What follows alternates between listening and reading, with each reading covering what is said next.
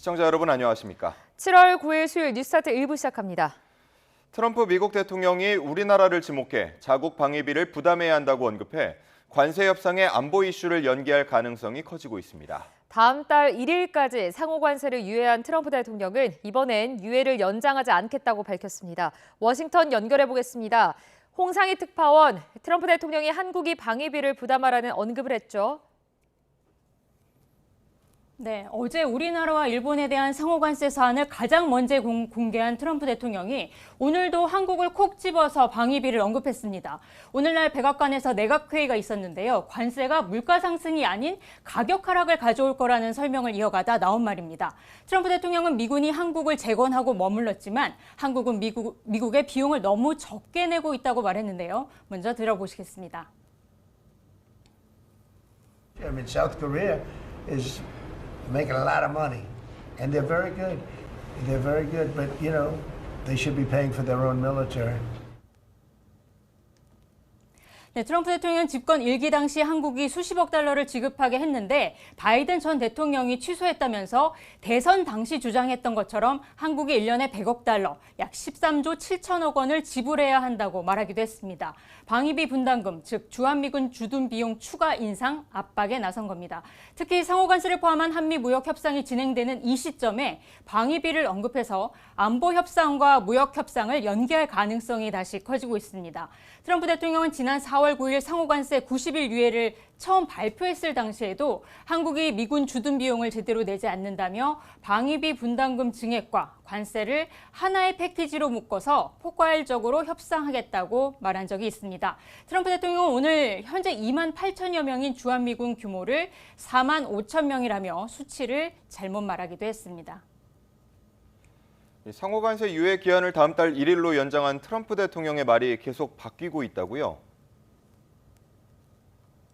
네, 트럼프 대통령은 어제 관세 서한에서 상호관세를 8월 1일부터 부과하겠다고 밝히고 행정명령에도 서명을 했는데요.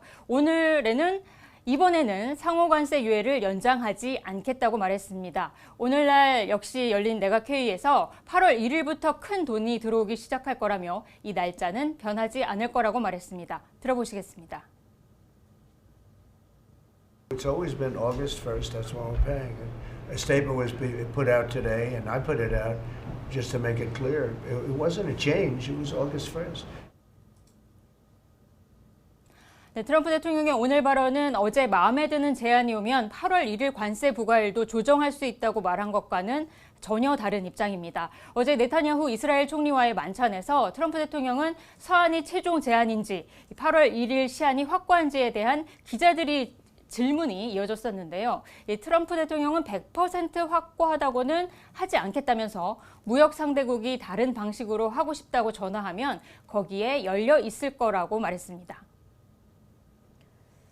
네, 반도체와 구리 관세도 언급했죠.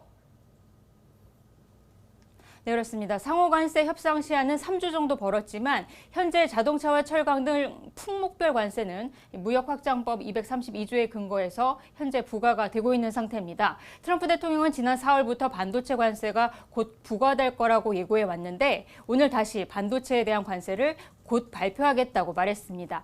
하지만 언제부터 관세를 부과할지 또 얼만큼의 관세율이 될지는 전혀 밝히지 않았는데요. 이 반도체는 자동차에 이은 대미 수출 2위 품목으로 올 상반기 우리나라의 전체 수출액 역대 최대 실적을 기록하기도 했습니다. 트럼프 대통령은 구리에 대한 관세율은 50%라면서 오늘 발표할 거라고 말하기도 했습니다. 의약품에 대해서도 1년이나 1년 반 정도의 시간을 준 뒤에 200%의 고율 관세를 부과할 거라고 밝혔습니다. 트럼프 행정부는 지난 3월부터 미국으로 수출되는 자동차 부품에 대해 25%의 관세를 부과했고요. 지난해 우리나라가 미국에 수출한 자동차 수출 규모는 약 51조 원 규모인데 이 전체 자동차 수출 가운데 49.1% 절반 가까이를 차지하기도 합니다. 트럼프 대통령은 또 자동차에 앞서 철강, 알루미늄 제품에 부과한 25%의 관세를 지난달 4일부터는 50%로 인상하기도 했습니다. 지금까지 워싱턴에서 전해드렸습니다. 미국의 8월 1일 관세 부과 방침에 대통령실은 긴급 관계 부처 회의를 열고 대응책을 논의했습니다. 조속한 협의보다는 국익 관철이 더 중요하다는 원칙을 확인했는데 막판까지 치열한 협상이 예상됩니다. 강준원 기자의 보도입니다.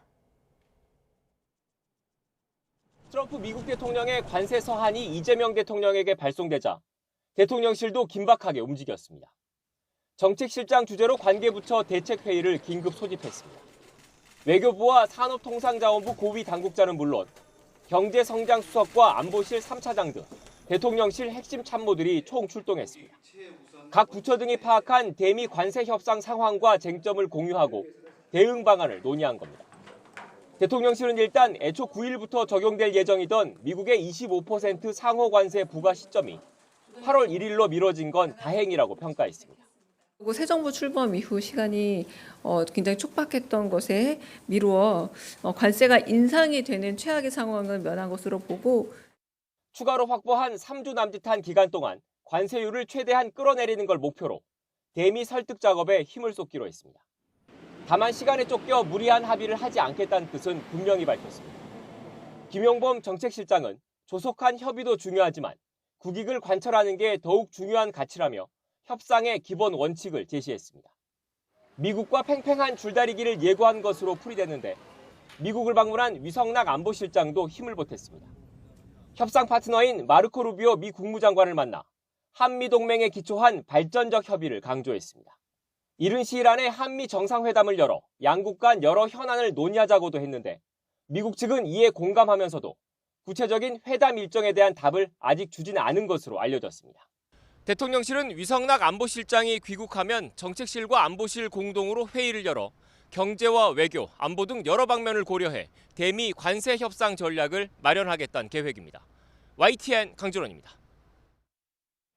미국 트럼프 정부의 상호 관세 서한에도 어제 코스피는 2% 가까이 올라 3,100대를 회복했습니다. 예상을 밑도는 영업 실적이 발표된 삼성전자도 0.5% 하락에 그치며 선방했습니다. 손유정 기자입니다.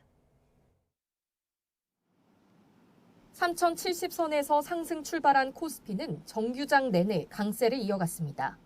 1.8% 뛰어오른 3,114로 거래를 마치며 그동안 반납했던 상승분을 가져왔습니다. 코스피가 3,100대를 회복한 건 3거래일 만입니다. 개인 투자자가 2,500억 원대 매도 우위를 보였지만 외국인과 기관이 각각 2,400억 원, 200억 원 넘게 순매수하며 지수 상승을 이끌었습니다. 2분기 잠정 실적이 반토막난 삼성전자 주가도 0.5% 하락에 그치며 6만 전자를 유지했습니다. 영업이익이 시장 전망치를 한참 밑돌았지만 4조 원 가까운 자사주 취득 계획이 내림폭을 만회한 것으로 분석됩니다. 시가총액 상위 기업 가운데 SK하이닉스가 급등해 28만 원대에 올라섰고 은행, 증권 관련 주들도 강세를 보였습니다. 미국 트럼프 정부의 관세 서한이 악재로 작용할 거란 관측과 달리 다음 달 1일까지 협상 여지가 남아있다는 점이 시장의 투자 심리를 되살린 것으로 보입니다. 3주 안에 또 우리 정부와 미국 정부가 잘 협의를 하면 관세율이 더 낮아질 수 있다는 그런 기대감이 붙었고 그리고 25% 이상은 안 가겠구나 이렇게 이제 생각을 했기 때문에 그럼 더 나쁠 건 없겠구나. 코스닥 지수도 개인과 외국인의 매수세에 힘입어 780 중반대에 안착했습니다. 원달러 환율 역시 상호관세 유예 연장 영향으로 오후 3시 반 기준 1,367.9원, 전날과 비슷한 수준에서 거래됐습니다. YTN 손유정입니다. 윤석열 전 대통령의 구속 여부를 판단할 법원의 구속 전 피의자 신문이 오늘 오후 진행됩니다.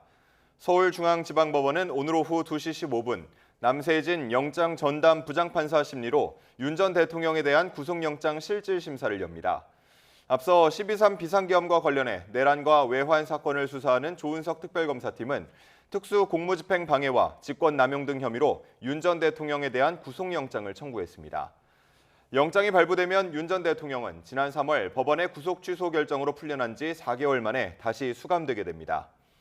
윤석열 전 대통령도 법원에 직접 출석해 구속 전 피의자 신문을 받을 예정입니다. 이렇게 불구속 상태로 내란 사건 재판을 받아오던 윤 전 대통령은 다시 구속 갈림길에 서게 됐습니다. 구속 취소로 석방된 지 넉 달 만입니다. 황윤태 기자의 보도입니다. 비상계엄을 선포합니다. 지난해 12월 3일 평온했던 밤을 혼란에 빠뜨린 윤석열 전 대통령의 비상계엄은 계엄 해제 요구 결의안 의결로 6시간 만에 막을 내렸습니다. 검찰과 경찰, 공수처까지 대대적인 내란 혐의 수사가 시작됐고 소환 조사에 불응한 현직 대통령의 체포영장까지 발부됐습니다. 지난 1월 3일 공수처가 체포영장 집행에 나섰지만 경호처의 저지에 막히면서 제시도 끝에 신병을 확보했습니다. 불법 수사이긴 하지만 공수처 출석에 응하기로 했습니다.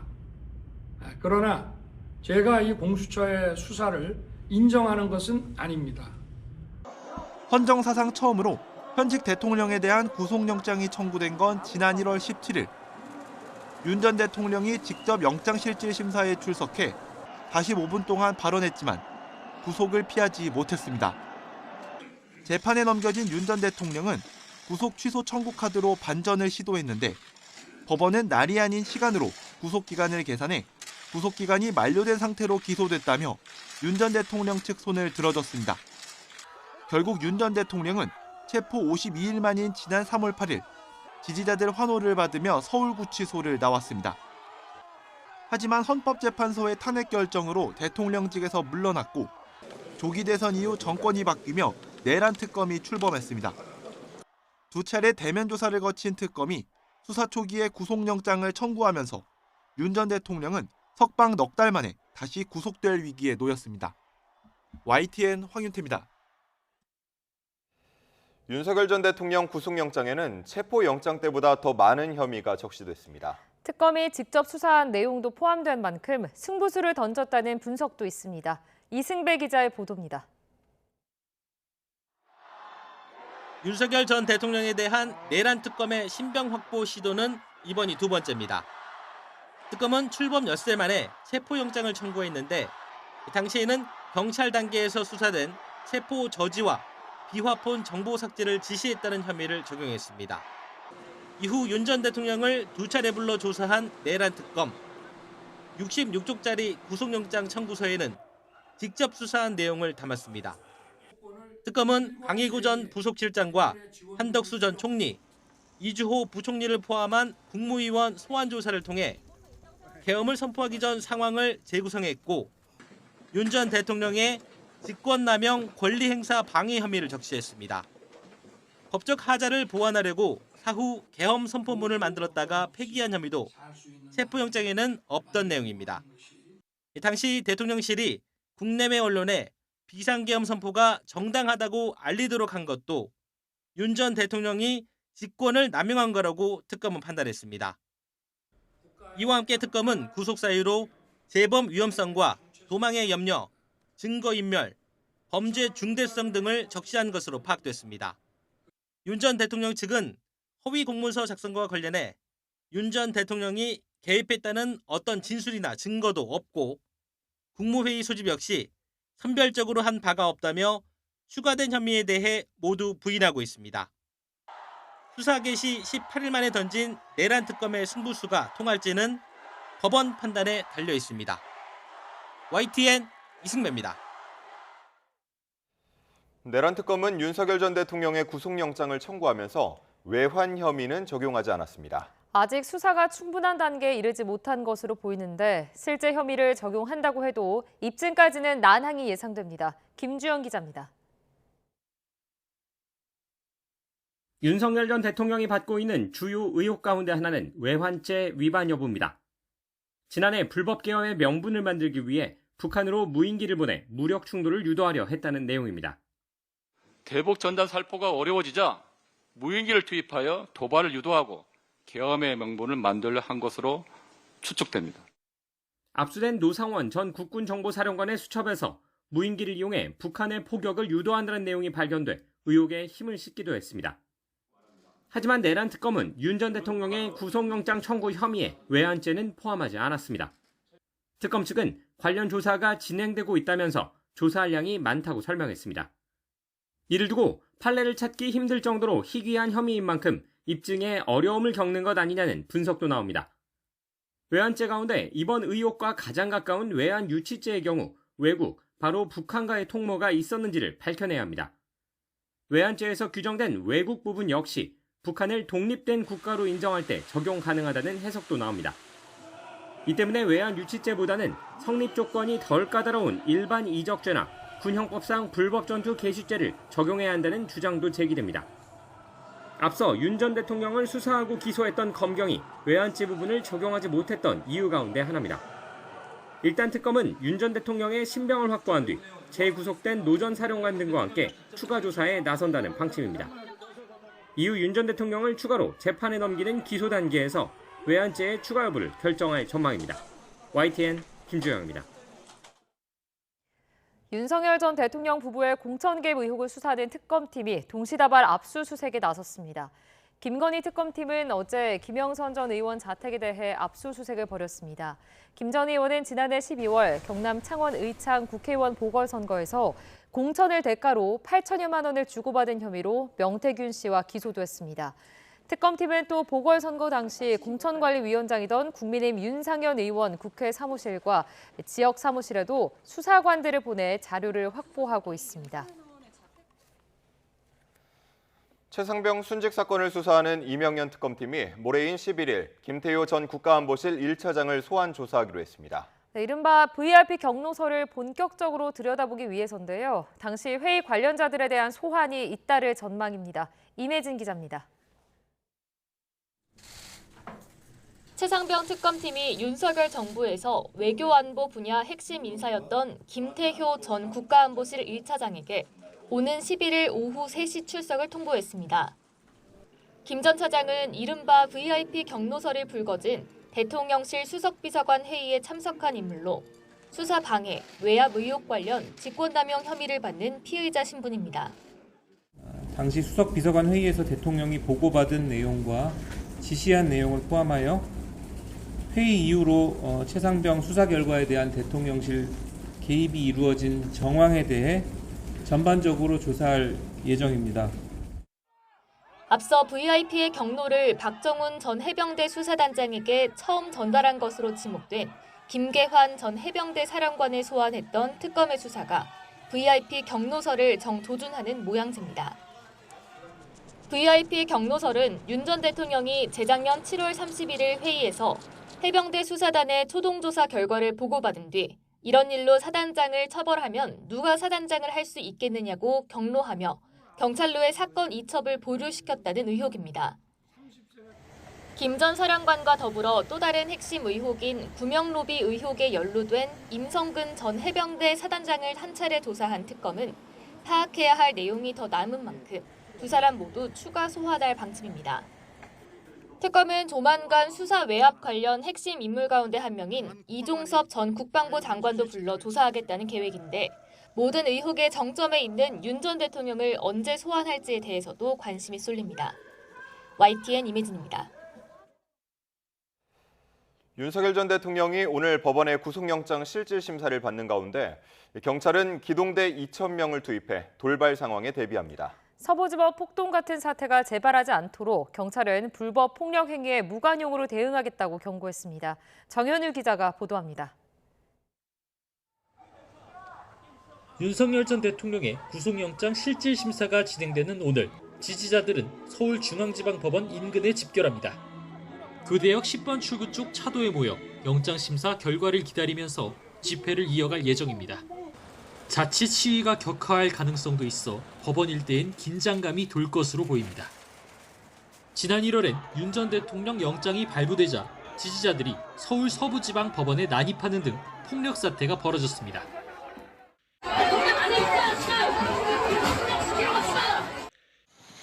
이런 상황을 방지하기 위해 법원은 청사 보안을 강화했습니다. 일반 차량의 법원 청사 출입을 전면 금지하고 일부 출입구를 폐쇄했습니다. 또 출입자 보안 검색을 강화하고 집회 시위용품을 소지한 경우 청사 경내 출입을 금지했습니다. 서부지법 사태 당시 초동대처가 부실했다는 비판을 받았던 경찰도 불법 폭력 행위에 무관용 원칙으로 엄정 대응하겠다고 엄포했습니다. 기동대 30여 개 부대, 2천여 명을 동원해 집회 현장과 법원 출입구, 내란 특검이 있는 서울고검 등 주요 거점에 배치합니다. 폭력을 행사하려 하는 경우 캡사이신 분사기 등 가용 장비를 최대한 사용해 제압한다는 계획입니다. 또 윤 전 대통령이 영장실질심사 이후 대기할 것으로 보이는 서울구치소에도 일부 지지자들이 몰릴 것으로 보이는 만큼 기동대를 배치해 만일의 사태에 대비할 방침입니다. YTN 정윤우입니다. 한 줄 뉴스입니다. 현직 기업인으론 이례적으로 산업통상자원부 장관으로 지명된 김정관 후보자가 두산에너빌리티에서 사직했습니다. 한국개발연구원 KDI는 1차 추경 집행에도 우리 경제가 여전히 미약한 경기 흐름을 보인다고 진단했습니다. 채권 전문가 중 93%는 한국은행 금융통화위원회가 내일 회의에서 기준금리를 현재의 연 2.5%로 동결할 것으로 전망했습니다. 지난달 서울 아파트의 경우 감정가 대비 낙찰가 비율을 뜻하는 낙찰가율이 98.5%로 3년 만에 가장 높은 수준으로 나타났습니다. 만성적인 정체를 보이고 있는 평택 시흥 고속도로 확장 사업이 첫 번째 개량 운영형 민간 투자 사업으로 채택됐습니다. 지금까지 한 줄 뉴스였습니다. 폭염으로 절절 끓던 어제 서울 등 수도권에 갑자기 폭우가 내리며 곳곳이 물에 잠기고 도로가 통제됐습니다. 퇴근길 시민들이 큰 불편을 겪었습니다. 김대근 기자가 전해드립니다. 쉴 새 없이 쏟아지는 빗물에 앞도 제대로 보이지 않습니다. 어느새 도로에 물이 들어차 바퀴가 잠기고 차들이 물보라를 일으키며 힘겹게 나아갑니다. 하수구에서 물이 올라와서 차더라고요. 뚜껑 이렇게 뒤집어 약간 열려있는 게 하나 있을 보여요. 그 정도까지도 되는 건 처음 봤어요. 도로가 하천으로 변한 듯 물줄기가 쏟아져 내려옵니다. 호구를 뚫고 차를 몰다 갑자기 불어난 물에 자칫 위험한 상황에 처할 뻔했습니다. 마포에서 일산 방향 쪽으로 가고 있는데 양화진 부근 쪽에 그 지하차도 있잖아요. 순식간에 갑자기 불어난 것 같더라고요. 그래서 거기 터널 초입에도 물이 안 고였다가 터널 나갈 때 갑자기 많이 고여 있어가지고. 올림픽대로 일부 구간이 물에 잠겨 운전자들이 불편을 겪기도 했는데 침수 우려로 서울 도심도로 곳곳이 한때 통제됐습니다. 종일 푹푹 찌는 더위에 지칠 대로 지친 시민들은 퇴근길 갑작스러운 폭우에 당혹감을 감추지 못했습니다. YTN 김대근입니다. 보신 것처럼 어제 낮 불볕 더위에 이어 저녁에는 기습폭우가 내리면서 당황한 분들이 많았습니다.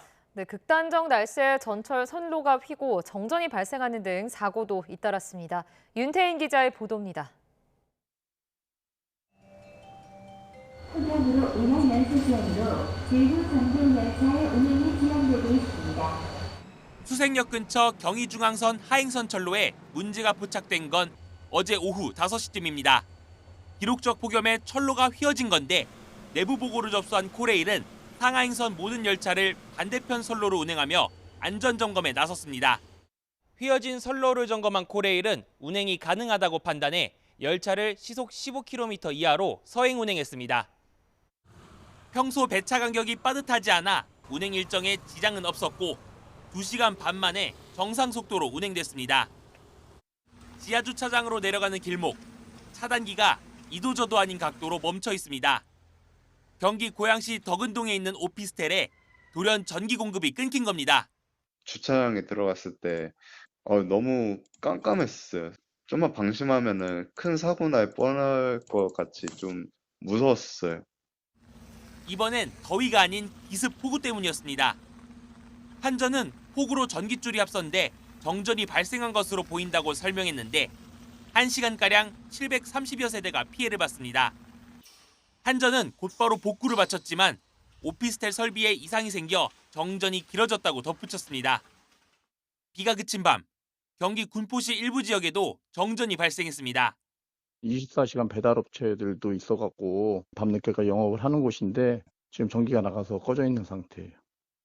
일부 건물은 1시간 반 가까이 전기가 들어오지 않으면서 열대야 속 주민들이 불편을 겪었습니다. YTN 윤태인입니다. 어제 서울의 낮 기온이 38도에 육박하면서 7월 상순으론 118년 만에 가장 심한 폭염으로 기록됐습니다. 서울 도심은 땡볕 아래 타는 듯 달아올랐는데요. 그늘과 지면 온도가 무려 26도가량 차이가 났습니다. 김민경 기자가 취재했습니다. 강한 햇빛에 달궈진 아스팔트가 흐릿하게 출렁이며 뜨거운 기운을 내뿜습니다. 숨이 막힐 듯한 더위. 가만히 있어도 땀방울이 맺히고 시원한 물을 마셔도 좀처럼 가시질 않습니다. 가만히 서 있어도 저는 땀이 날 정도로 굉장히 덥네요. 동남아에서 느꼈던 그런 더위로 우리나라가 바뀌어가고 있는 것 같다, 그런 느낌이 들었어요. YTN 취재진이 아스팔트 위에 올려놓은 프라이팬에선 햄이 2시간여 만에 노릇노릇 익어버릴 정도였습니다. 서울 기온은 37.8도까지 오르며 118년 만에 7월 상순 최고 기온을 기록했습니다. 광진구와 동작구는 39.6도, 구로와 용산, 동대문, 강남구도 39도를 넘겼고 경기 광명 철산동과 파주 광탄면, 안성 양성면은 올해 처음 40도를 넘어섰습니다. 서쪽은 뜨거운 열기로 달아올라 대부분 지역에 폭염경보가 내려진 반면 동해안은 하루 전까지 기승을 부리던 더위가 한풀 꺾이며 폭염특보가 해제됐습니다. 바람의 방향이 동풍으로 바뀌면서 서쪽 지역은 산맥을 넘어 뜨거워진 바람까지 더해져 열기가 한층 심해진 겁니다. 광화문 광장의 표면 온도를 재보겠습니다. 오후 1시 기준 땡볕 아래에서는 50도에 육박했습니다. 하지만 바로 옆 그늘로만 이동해도 표면 온도는 33도 정도로 확연히 낮아집니다. 횡단보도 앞 아스팔트는 53.5도로 달아올랐지만 시원한 물이 흐르는 청계천 그늘 지표 온도는 27.6도로 30도 가까운 온도 차이를 보였습니다. 집에 있으니까 너무 더워가지고 그래서 여기 나와보니까 시원하고 다 담으니까 시원하고 좋네요. 문제는 이 같은 숨막히는 폭염이 이번 주 후반까지 이어질 전망이란 점입니다.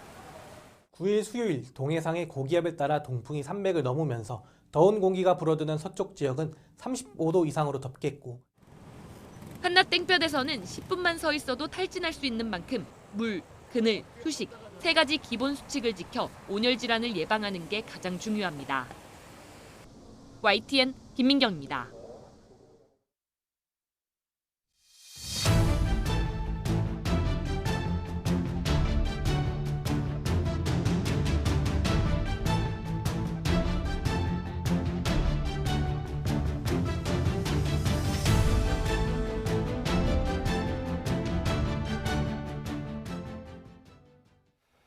이재명 대통령이 국무회의에서 비공개 회의 내용을 개인 정치에 활용하지 말라며 사실상 이진숙 방송통신위원장을 향해 경고장을 날렸습니다. 감사원은 이 위원장이 유튜브 등에서 한 정치적 발언을 지적하며 주의 조치를 내렸습니다. 홍민기 기자의 보도입니다. 가벼운 웃음과 함께 화기애애한 분위기에서 시작된 국무회의. 요즘은 날짜가 하루 단위가 아니라 일주일 단위로 가는 것 같아서 여러분 보는 시간이 어제 봤는데 또 보나? 이런 생각이 들 때가 많습니다. 하지만 이어진 비공개 회의에서 이재명 대통령은 회의 참석자들을 강하게 질책한 것으로 알려졌습니다. 국무회의는 국정을 논하는 자리라며 회의 내용을 사적으로 이용해서는 안 된다고 강조한 겁니다. 비공개 회의 내용을 개인 정치에 왜곡해 활용해서는 안 된다고 강한 어조로 질책했습니다. 지시가 아닌 의견을 묻는 거였다는 말도 한 것으로 전해졌는데 이를 두고 이 대통령의 질책이 이진숙 방송통신위원장을 겨냥한 게 아니냐는 해석이 나왔습니다. 이 위원장은 앞서 국회 상임위에 출석해 방송 3법과 관련해 이 대통령의 지시를 받았다며 이렇게 말했습니다. 방송 장악, 언론 장악을 할 생각이 없으니 방송통신위원회에서 위원회 안을 만들어 보라라고 업무 지시를 했습니다. 하지만 대통령실은 직후 업무 지시가 아니라 의견을 묻는 거였다고 반박했는데 이어 이 대통령 또한 이 위원장이 참석한 국무회의에서 사실상 공개 경고를 날린 것으로 보입니다. 이런 가운데 감사원은 지난해 9월 이 위원장이 탄핵으로 직무정지된 뒤 유튜브 방송에 출연해 민주당 등 당시 야권을 비판한 것이 정치적 중립의무 위반이라는 판단을 내놨습니다. 감사원은 이 위원장에게 주의 처분을 내리고 공직사회 전반에 정치적 중립과 품위 유지에 유의하라고 당부했습니다. YTN 홍민기입니다. 다음 주 이재명 정부 첫 장관 후보자들에 대한 인사청문 전국을 앞두고 여야의 신경전이 최고조로 치닫고 있습니다. 민주당은 낙오자 없이 청문회를 마무리 짓겠다는 구상이지만 국민의힘은 최소 1명 이상은 낙마시키겠다며 송곳 검증을 벼르고 있습니다. 강민경 기자입니다.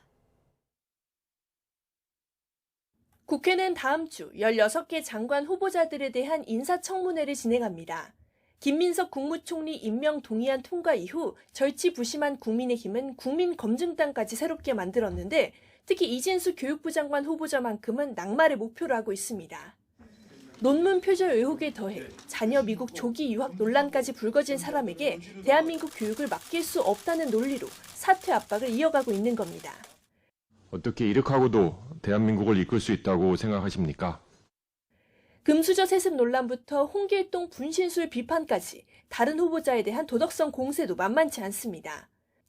야당은 배우자 리스크가 불거진 보건복지부 정은경, 여성가족부 강선우 장관 후보자에게도 낙제점을 주며 송곳 검증을 예고하고 있습니다. 후보자들의 면면을 살펴보면 마치 이재명 정부가 구상한 내각은 범죄 종합 선물 세트가 아닌지 의심스러울 지경입니다. 더불어민주당은 인사청문회를 차질 없이 진행해 이재명 정부 첫 내각을 조속히 구성하겠다는 입장입니다. 신상 털기식 흠집내기는 없어야 한다며 야권의 공세에 미리 방어막을 치는 모습입니다. 후보자 흠집내기가 아니라 누가 국민에 헌신하는 진짜 일꾼인지 그 역량을 검증하는. 다만 이진숙 후보자의 도덕성 논란이 청문 전국의 핵심 쟁점으로 부상하면서 낙오자가 없을 거라고 호언장담했던 분위기는 조금 누그러지고 있습니다. 여권 지지층 내에서도 지명 철회를 요구하는 목소리가 나오는 만큼 청문회 과정에서 여론의 추이를 지켜보자는 겁니다. 인사청문회가 후보자의 자질과 국정 철학, 정책과 비전 중심으로 이루어지기를 바랍니다. 다수 의석을 기반으로 정부를 확실히 뒷받침하겠다는 민주당과 1명 이상을 낙마시켜 존재감을 내세우겠다는 국민의힘. 다음 주 청문 전국에서 여야는 양보 없는 창과 방패의 대결을 펼칠 전망입니다. YTN 강민경입니다. 국회 법제사법위원회가 오늘 오후 국회에서 더불어민주당이 추진하는 이른바 검찰개혁 4법과 관련한 공청회를 엽니다. 검찰청 폐지 법안과 공소청, 중대범죄수사청, 국가수사위원회 신설 법안 등 검찰개혁 4법은 기존의 검찰청을 해체하고 기소권과 수사권을 분리하는 것이 핵심입니다. 법사위는 공청회에서 법안과 관련한 법조계와 학계 의견을 듣고 법 시행 시 우려되는 부작용과 보완점 등을 논의할 예정입니다. 오세훈 서울시장이 이재명 정부의 부동산 정책을 겨냥해 유동성을 키우며 집값을 안정시킬 수는 없다고 비판했습니다. 그러면서 서울시가 토지거래 허가구역을 추가할 시점은 아니라며 신중한 모습을 보였습니다. 이형원 기자입니다. 오세훈 서울시장이 해외 출장 중 기자간담회에서 이재명 정부의 부동산 정책을 비판했습니다. 최근 강도 높은 대출 규제를 보면 집값 안정에 대한 의지는 분명히 있는 것 같지만 추가 경정 예산으로 시중에 돈을 풀고 있는 건 우려스럽다고 지적했습니다. 주택가격은 정확히 돈의 공급에 비례합니다. 경기를 살린다는 그 명목하에 통화량을 시중에 공급을 하면 과연 부동산 가격이 잡힐 수 있을까? 집값을 잡기 위해 토지거래 허가구역을 추가 지정할지에 대해서는 선을 그었습니다. 토허제는 가격이 상당히 폭등할 때 예외적으로 발동해야 하는 만큼 지금은 추가할 시점이 아니라며 국토부도 공감하고 있다고 밝혔습니다. 이 같은 부동산 관련 정책에 대한 평가가 자신의 거취와 연동될 것이라며 사실상 5선 도전 의사도 내비쳤습니다. 하고 싶다고 해서 다 되는 게 아니잖아요. 신속한 주택 공급에 최대한 노력을 기울여 왔습니다. 이 점에 대한 심리학이나 평가가 매우 궁금하고요. 저의 거취 문제도 자연스럽게 연동이 돼 있지 않을까. 국민의힘 중진으로서 당이 대선 패배 이후 변화하려는 고민과 노력이 부족해 낙제점을 줄 수밖에 없다며 쓴소리도 잊지 않았습니다. 그러면서 이재명 정부 출범으로 입법과 행정은 물론 1, 2년 안에 사법부까지 한 정당이 장악할 것으로 보여 국민 불안과 상실감이 클 수 있다고 진단했습니다. 이에 개혁신당과의 합당을 포함해 당이 몸부림치는 모습을 보여야 한다며 국민이 기대와 안도감을 가지도록 역할을 해나가겠다고 덧붙였습니다. YTN 이영훈입니다. 인천 맨홀에서 노동자가 숨진 사고와 관련해 가스 중독이 사망 원인으로 추정된다는 국과수 소견이 나왔습니다. 경찰은 하청의 하청, 이른바 삼중 하청으로 안전관리가 부실했을 가능성에 무게를 두고 있습니다. 이현정 기자가 보도합니다. 인천 경방동 맨홀에서 작업하던 노동자 1명이 숨지고 1명이 심정지 상태로 구조된 사고와 관련해 경찰이 12명 규모의 전담 수사팀을 꾸렸습니다. 먼저 사고를 목격한 노동자들을 불러 진술을 확보하고 발주처와 하청업체들을 상대로 소환 조사 일정을 조율하고 있습니다. 실종 하루 만에 숨진 채 발견된 50대 남성 A씨에 대한 부검도 진행했는데 국립과학수사연구원은 가스 중독이 사망 원인으로 추정된다는 1차 구두 소견을 전달했습니다. 경찰은 작업 전에 맨홀 내부의 가스 농도를 측정하지 않았다는 현장 노동자들의 진술도 확보했습니다. 맨홀 같은 밀폐 공간에서 작업할 때는 사전에 산소와 유해가스 농도를 측정해야 합니다. 숨진 A씨는 하수 처리장에서 발견됐을 당시 산소 마스크도 착용하지 않은 상태였는데 경찰은 하청의 하청, 이른바 삼중 하청 구조에서 안전관리 감독이 부실했을 가능성에 무게를 두고 있습니다. 발주처 동의 없이 하도급을 주지 못하도록 한 계약 조건에도 인천환경공단과 계약한 원청업체는 다른 업체에 하도급을 줬고 이 업체는 또 다른 업체에 다시 하도급을 준 것으로 드러났습니다. 경찰은 불법적인 하도급 계약이 있었는지 조사하고 안전관리 주체를 특정한 뒤 업무상 과실치사상 혐의를 적용할지 검토할 방침입니다. 고용노동부도 관련 업체들을 중대재해처벌법과 산업안전보건법 적용 대상으로 보고 있다며 수사를 통해 명확한 사고 원인을 규명하겠다고 밝혔습니다. YTN 이현정입니다.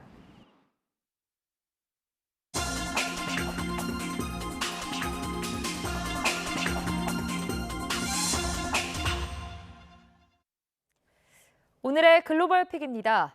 섭씨 40도를 넘는 폭염이 유럽 전역으로 확산하면서 피해가 커지고 있습니다. 그리스와 프랑스에서는 유명 관광지와 공항이 각각 폐쇄됐고 폴란드는 강물이 말라붙는 전례 없는 현상을 겪고 있습니다. 런던 조수연 특파원이 보도합니다. 그리스의 대표적 유적지 아크로폴리스에서 관광객들이 잇따라 퇴장합니다. 40도를 넘어선 폭염이 기승을 부리자 햇볕이 가장 뜨거운 오후 시간대에 출입이 금지된 겁니다.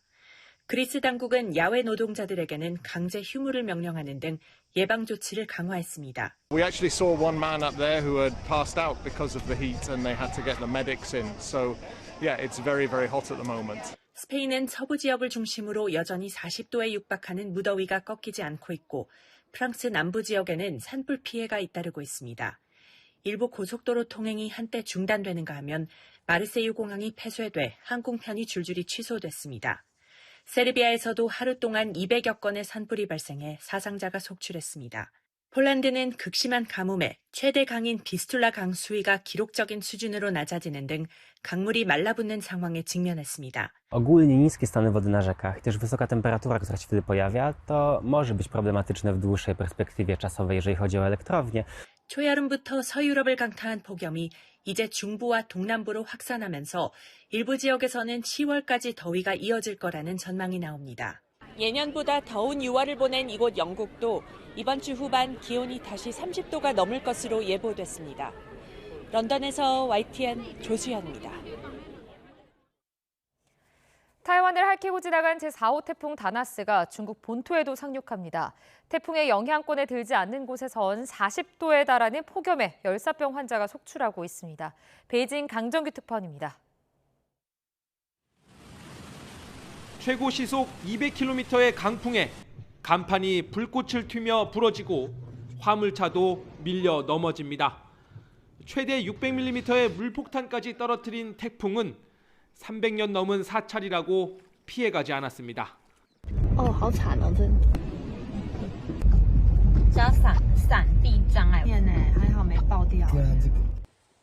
제4호 태풍 다나스가 타이완 서부 해안을 핥히고 지나갔습니다.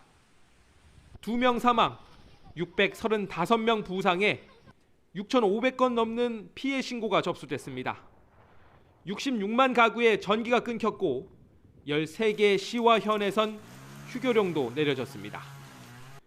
여객기는 300편 이상, 여객선 120여 편도 운항에 차질을 빚었습니다. 타이완에 이어 중국 본토에 상륙하는 태풍은 세력이 다소 약해졌지만 긴장을 늦출 수는 없습니다. 福建宁德海事局昨天启动船舶防台风1级应急响应。 태풍의 영향권에 들지 않는 곳에선 섭씨 40도 안팎의 찜통 더위에 열사병 환자가 속출하고 있습니다. 칭다오의 한 대학에선 에어컨 없는 경비실에서 일하던 50대가 숨졌고 옌타이의 대학 기숙사에서도 학생 4명이 응급실로 실려갔습니다.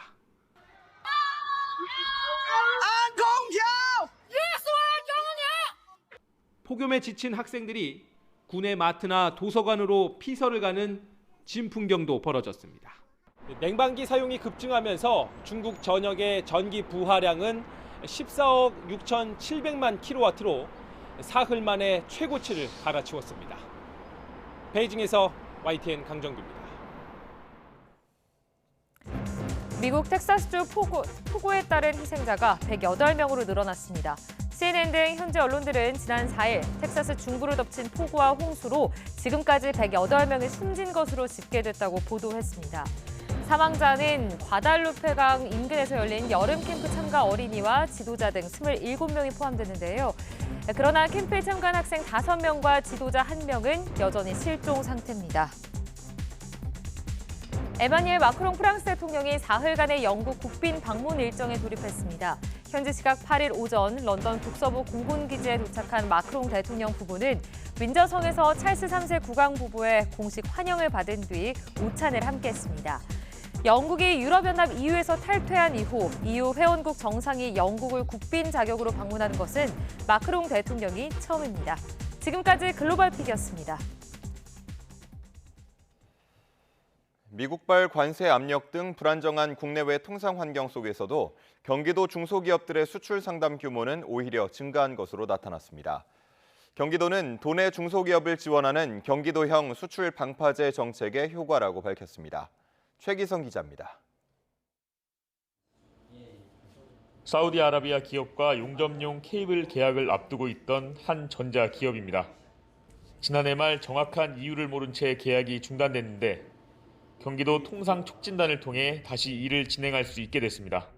사우디아라비아 갔다가 아랍에미리트 두바이에서 바이어 만나고 왔는데 기존에 진행하던 바이어 분과는 다시 이제 업무를 재개하는 거로 약속을 하고 와서 관세 부담 우려로 미국과 계약을 멈췄던 한 화장품 기업은 경기도의 지원을 받아 동남아 시장에서 돌파구를 찾았습니다. 굉장히 저희에게는 좀 도전적이었고 근데 좀 새로운 시장을 알게 된 아주 좋은 기회였던 것 같아요. 그래서 일단 저희 자체적으로도 바이어랑 좀 긍정적으로 얘기를 나누는 부분이 많고 경기도는 이처럼 미국 관세 등 대외 충격으로부터 도내 중소기업을 보호하고 수출을 돕는 경기도형 수출 방파제 정책을 시행하고 있습니다. 올 1월부터 5월까지 도내 620여 개 중소기업이 10,000건 넘는 규모 6억 달러 이상 상담을 진행했고 지난해 같은 기간과 비교하면 상담액이 33% 늘었습니다. 다만 상담이 실제 수출로 얼마나 이어졌는지 확인하기 위해선 좀 더 시간이 소요될 것으로 보입니다. 경기도는 도내 중소기업이 안심하고 수출에 도전할 수 있도록 현장 중심의 지원을 강화하겠습니다. 경기도는 9월부터는 중국 통상촉진단을 파견하고 도내 기업의 베를린 국제가전 박람회 참가를 지원하는 등 사업을 지속 추진할 계획입니다. YTN 최기성입니다. 서쪽 지방을 중심으로 폭염경보가 발령 중인 가운데 오늘도 한장막에 갇힌 듯 푹푹 찌는 무더위가 예상됩니다. 일사병과 열사병 등 온열 질환이 우려되는데요. 현재 기온 살펴보시면 서울은 27.6도로 체감온도는 초열대야 기준인 30도에 육박하고 있고요. 그 밖의 지역도 청주가 28.8도, 전주는 26.6도를 나타내고 있습니다. 낮 동안에도 서쪽 지방은 35도 안팎의 폭염이 이어지겠습니다. 서울 한낮 기온 36도, 대전과 광주도 36도까지 오르겠습니다. 오늘 하늘은 대체로 맑겠지만 자외선과 오존을 주의해 주셔야겠습니다. 또 제주도에는 오전부터 최고 60mm 이상의 소나기가 벼락과 돌풍을 동반하며 쏟아질 수 있겠고요. 경기 서해안과 경북 남부 동해안에도 오후부터 밤 사이 소나기가 지나겠습니다. 남은 한 주도 서쪽 지역을 중심으로 35도 안팎의 심한 더위가 이어질 전망입니다. 날씨였습니다. 이상으로 뉴스타트 1부 마칩니다. 잠시 후 2부가 이어집니다. 함께해 주신 여러분 고맙습니다.